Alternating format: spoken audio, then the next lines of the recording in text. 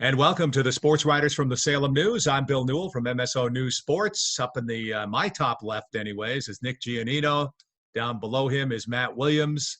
And at the central square there to block is Phil Stacy. Phil, welcome, and everybody.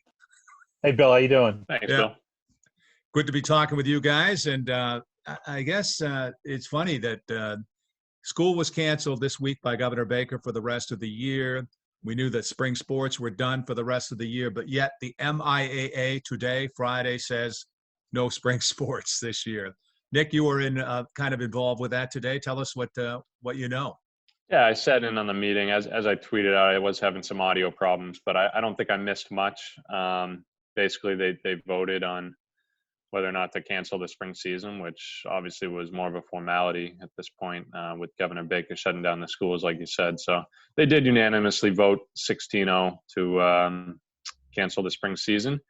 And they're going to reconvene in 3 weeks, I believe May 13th at noon for another meeting to talk, steps moving forward. And Phil, we brought this up a little bit earlier before we went on the air, but got to start thinking about the fall now too. So I don't know what your guys' thoughts are on that, but at this point, I think people are very optimistic that there will be fall sports and we'll be back in the swing of things, going back to school and everything in the fall, but just don't know. I mean, it's April 24th. How long have we been dealing with this? About 6 weeks. It seems like a lot longer, but who knows how long this is going to go on. I think optimistic is great. Realistically, who's to say? Yeah. We don't really know. It's April 24th here. So what happens on September 24th? I don't think anyone from Dr. Fauci to, Dr. Johnny Fever can figure that out. But optimistic is the best way to be because it gives us all hope. It gives something people to look forward to that hopefully, we can have some semblance of a fall season. I mean, I think it would be catastrophic to have that also delayed and or scrapped.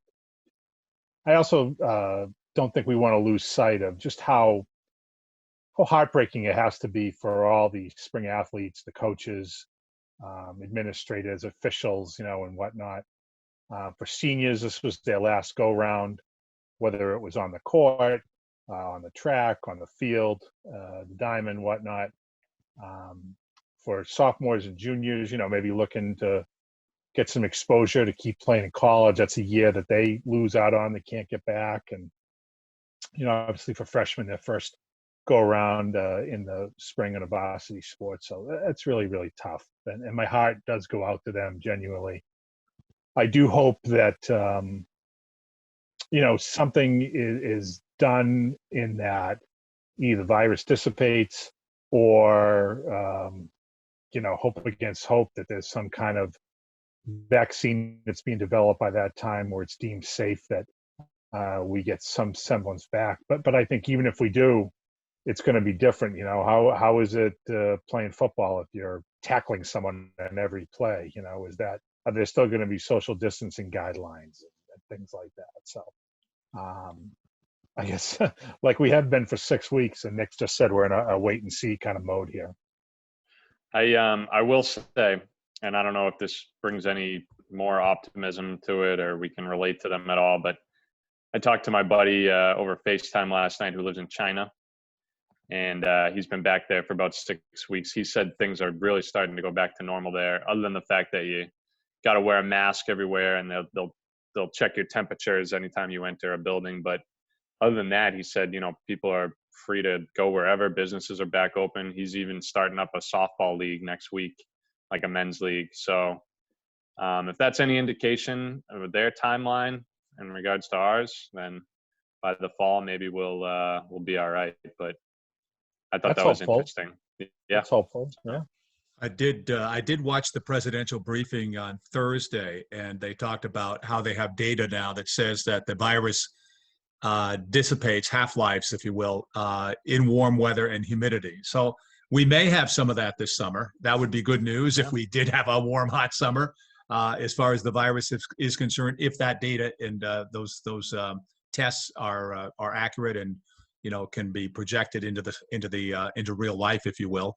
So that'll be interesting. Matt, have you talked to any of the schools or athletes, ADs or whatever, and what they're thinking? Seniors in particular, I guess, are the big ones that people are talking about. It's just heartbreaking. That's all. They're grieving. I think that for me, there's a lot of different directions I could go with this. I do want to say that I think that the failure of the DOE to communicate with the MIAA before this announcement and have this ready to go on Tuesday is something that should not be ignored, because there were some ADs that I talked to that were reticent to call the season canceled on Tuesday because it hadn't been done by the MIAA and it could affect prorated coach pay and things of that nature. So I think that they'd been planning this for a while and they should have all been on the same page. I understand that the meeting had to happen today because the board of directors is made up of principals, and on Tuesday, principals had other things to do to deal with their teachers and planning, learning, and things of that nature. But I do think that the MIA has executives on its payroll that are only MIA people, and I think that the DOE, as an organization that probably has a PR staff, should have had this ready to go. I think to wait the 4 or 5 days was kind of, we all knew it was going to happen, but it put some people in strange positions. That's sort of secondary. I think the best comment I got on it was that it was time to rip the Band-Aid off. They did everything they could do to give hope, and you have to let these kids grieve now.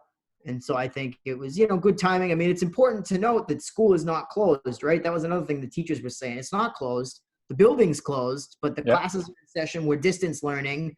So, there's some, I guess, wiggle room there as far as school being in session. It's not canceled. So hopefully, whether it's July or whatever, maybe, if restaurants are open, people can have their team banquets and, Zoom meetings, give their senior speeches to their coaches on Zoom, things like that. But I think at this point it's about grieving and just ripping the Band-Aid off. And, kids understand, for some kids, sports are the most important thing in the world. For some kids, they're not that important. They're more devastated about missing out on senior prom or their, trip to Fenway Park or things like that. So there's a lot of, physical things that these kids can't do that go well beyond the, the diamond or the pitch or the, shot put circle or, whatever other surface you do your competition on. Yeah, the Six Flags trip is off for you, Nick, this spring. No more Six Flags for you. Devastated. Yeah, no, I didn't even think really of that. wanted to ride that Superman. What do they call it now? I think it's a Superman, right? Superman? The roller coaster, yeah. Yeah, it's Superman. By the way, our backgrounds, Nick, you're where are you located? What island are you on? The U.S. Virgin Islands, Bill. Okay. We only Great. have Nick is about actually on 3 special cases assignment. here.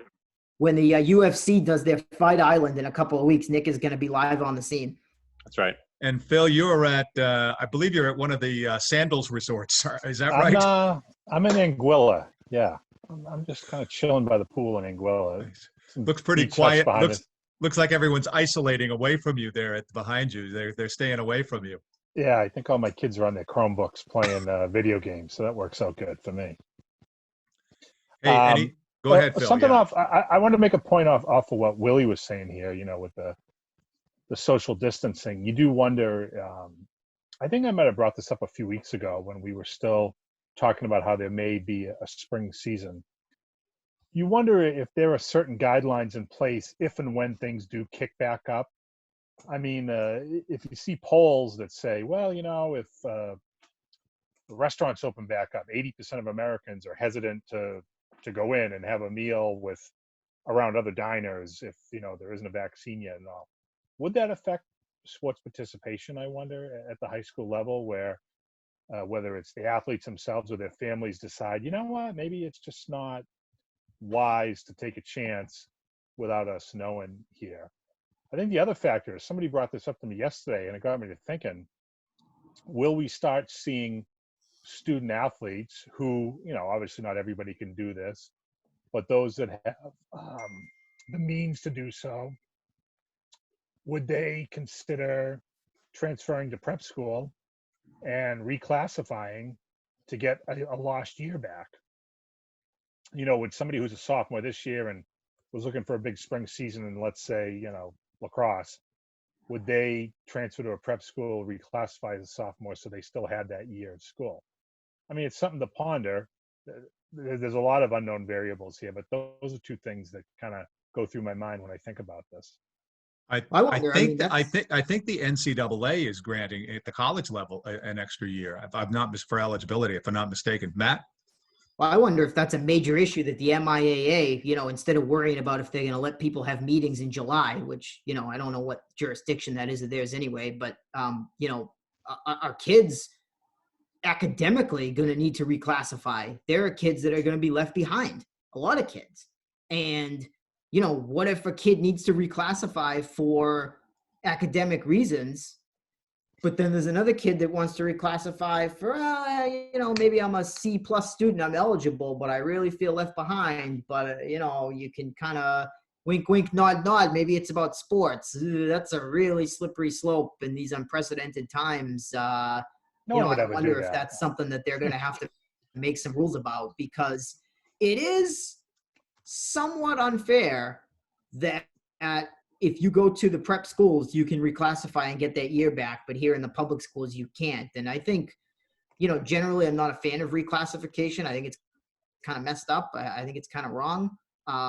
You know, when you're using it for sports only, when there's not a pandemic, like, you know, your priorities are probably out of whack. But in this case, in this pandemic, I mean, if there are kids that are really not good at remote learning that really need that extra help, I mean, that's really going to be a major thing that is a big issue, I think, for education, and is going to eventually trickle down into sports, because you know, you just know that there are some vultures out there that will try to take advantage of that for sports reasons, you know, just like they do with regular transfers. So I hadn't thought about that, Phil. It's a great point. And wow, it's a really thorny situation. I wouldn't want to be the administrators trying to, you know, make rulings on that, because you want to be fair to the kids, but at the same time, you don't want it to be abused. That's wow, that's complicated.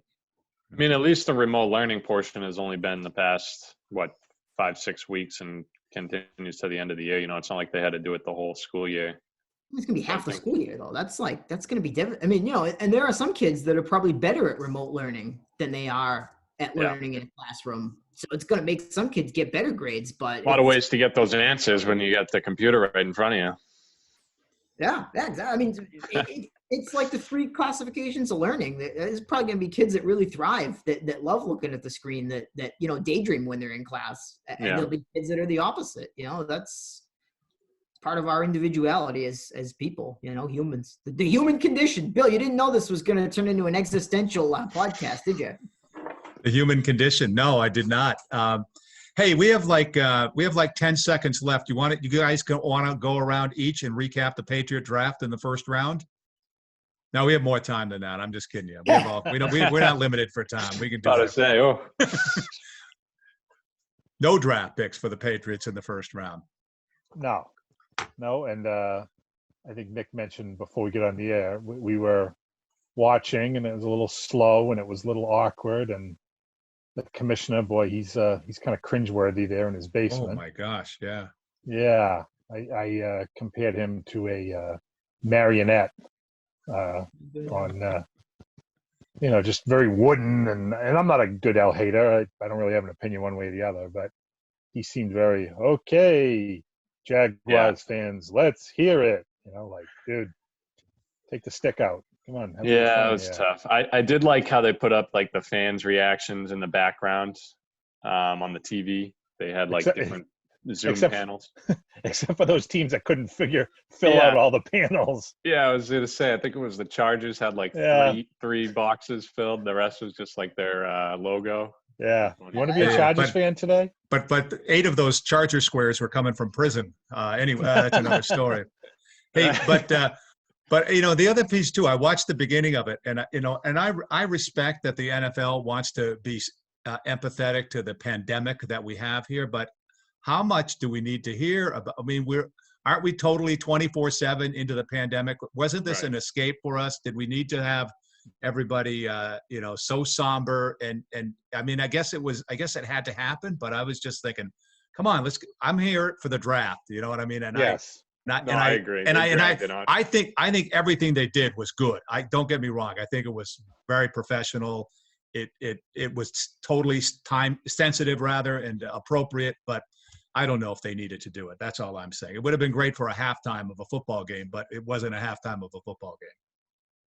I did like when they would pan to Desmond Howard's house, and he kept putting up new classic albums behind him. He looked like he had an old turntable there, and he would put up a Stevie Wonder album, and then he'd put up a Jimi Hendrix album, and all. So that kept my interest. Yeah. Well, but that gets old fast too. So. Oh, who is it? Jerry Jones? Is that the Cowboys owner? Yeah. He was on a yacht during the whole thing. He was filming from like a yacht, his own personal ship.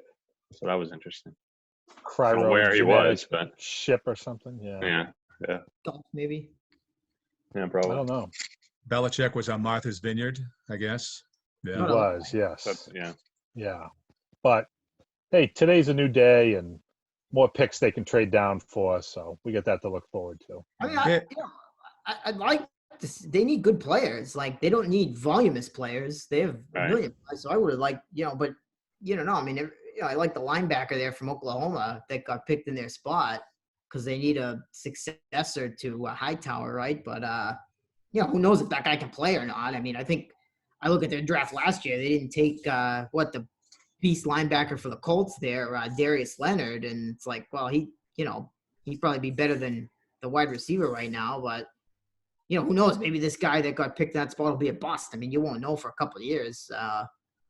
Yeah, I think the difference between what would they have 23 and they moved in, now they got 37 is their next one. Yeah, there's too big a gap, as they say. Yeah, Bill gets concerned with his gaps. It's I guess that's he doesn't realize that.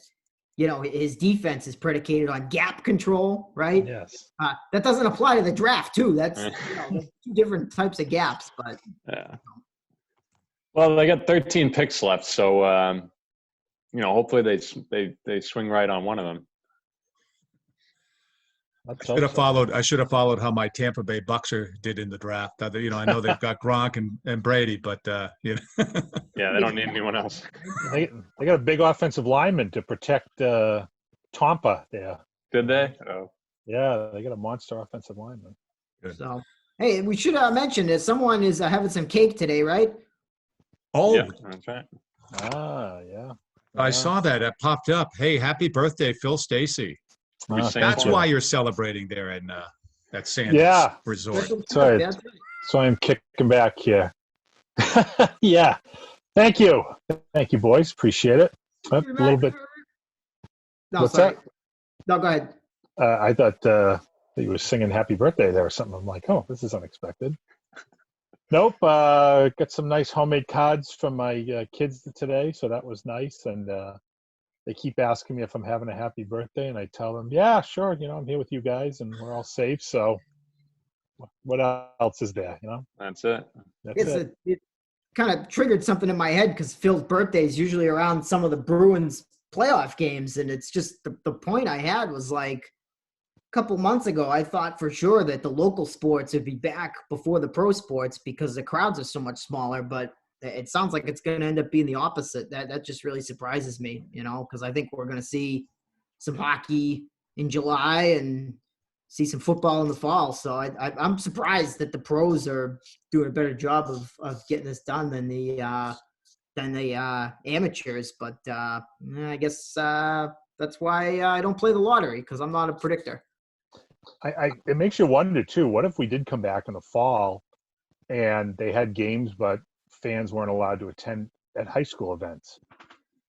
Now, I don't know, for some, there may be some sports you only get 50 people there, which maybe wouldn't be a problem. But if some of the bigger events, I don't know, makes you wonder a little bit, can fans go to football games? All to be figured out, I guess, not to be determined today. Yeah, that's interesting. I mean, I think that's why I thought locals would be back first, because the crowds are small. I mean, you're not talking about, 50,000 people, 30,000, 18,000, you know, lucky if you break quadruple digits most of the time. So, Right. um, you know, but didn't work out that way. Yeah, it'll be 40 degrees and breezy and damp and chilly, and they'll say, "Don't you really shouldn't be coming to the games?" And I go, "Okay, I'm good with that. You know, I'm all right." Right. Yeah. I'm There on has board. been a I'm lot on the of same rain page, this Bill. April. That's the thing. We would have had a lot of dead days. It seems like it's rained more than its share. Yeah, Oh, that's very true. But you know, they still but- play lacrosse on these days. I've done quite a few rainy games the last few years, so that's Yeah. right. But it Phil, actually you know, makes me think of it. When this weather makes me think of that. but The you know, weather Phil, in Anguilla? Where are you again? Yeah, I'm in Anguilla. We're gonna get some fish tacos tonight later on before the cake. Nice. go. So yeah, that'll be all right. fish cakes. There you go. Fish cakes, yeah. So, but you know, the MIAA did at the very end, their last games that I think in basketball they played into stadiums without fans, and they didn't allow the fans out in Central That's Mass. right. Remember that? Yeah, that They, That's last right, day, right? yes. Yeah. that very last day before they canceled the rest of the championship games, the state title games. But it brings out the fact that the games without fans, I mean, you know, just aren't they're clearly not the same. And I don't know how they play, but you know, I was thinking of that at the time. In other words, how would it be to play a state championship basketball game with no fans, or play a football game without fans? I don't know. It just be crazy. I feel like I've covered a few games with no fans, but Yeah. Very few. Yeah. All right. I don't know. Maybe once you're into it, it's no different. Or if you look up and it's cavernous, it is different. I'm not really sure, but I don't know. I guess there's nothing off the table when it comes to this stuff. and I think the thing I'm a little bit worried about is the colleges, right? Because if these colleges, I mean, you know, they started this whole thing canceling everything, and if they start canceling the fall and you know, at the high school level, they're going to feel compelled to sort of follow suit. And, you know, there's just so much more complicated about college when it comes to travel, people coming from all over the place, your athletics, you're traveling hundreds of miles on planes, on buses and things. And that's just not a factor at high school. So it's a different thing. You know, I think there may be reasons to do different measures at different colleges because of the travel that you just don't attack in high school. That's how I thought this would all play out, and it hasn't. And, you know, unfortunately, if they start canceling, you know, college field hockey, you know, the high schools are probably going to be compelled to follow suit, which is kind of, you know, not optimistic. Am I correct in saying that the four of us were all at the last MIAA games with fans? I mean, weren't the three of you at the Beverly basketball game at the Garden That's right. that Wednesday night? And Yeah, I was Rudy out. Gobert was there with the virus like 3 days prior, and Yeah. we're all fine. So Who was Yeah. there? Who was there? the Utah Rudy Jazz. Gobert, the NBA player. Yeah. Yeah. But did he touch your recording devices? I said to He was gone by the time we got there. I said to an unnamed person in the media a few days ago that if you told me that you know, Nick Giannino had actually crashed his car on the way to that game, and I've been in a coma dreaming this ever since, I'd probably believe it. I did true. drive. He's got a point. And Rosie and I were out in Framingham that same night. So those are the last games with fans. Those dreams Crazy. were that close, Matt. Yeah, that close. Here we go. There you go. I guess I had one more thing I was going to say, but whatever. All right, I think we're good here, huh? Really, right there at the final frontier. Oh, well, How's I the know beard what. going anyway? Can you give us a beard update? This is a beard update. It's probably about to come off, though. I'm really thinking that this is going to be it. This is the first visual appearance. I think, you know. So I've been in the cave here, been in the capsule behind, just in the capsule. So Yeah. popping out. But I think when I land, scheduled to land shortly, that I might just shave this thing off finally. Okay. But they were talking about college football. They were saying, I did hear this, that maybe they'll play spring college football because of all the things that Willie just mentioned, that it is problematic. Hey, I think our time actually is up here, so we got to step aside here. So All Phil right. Stacy, executive sports editor. Matt Williams down there with the gang sign. No, I'm just kidding you. No, with the sign. And Too Nick sweet. Giannini. Horns Oh, up. okay. Okay. Thumbs up. Okay. These are the horns. Oh, This is the okay. too sweet. Tanners. What is it? Go Tanners. Tell you later. And I'm Bill Newell here on MSO News Sports, SalemNews.com. We good? Am I logging off? You think it worked, Bill? Hold on here. I haven't stopped. Oh.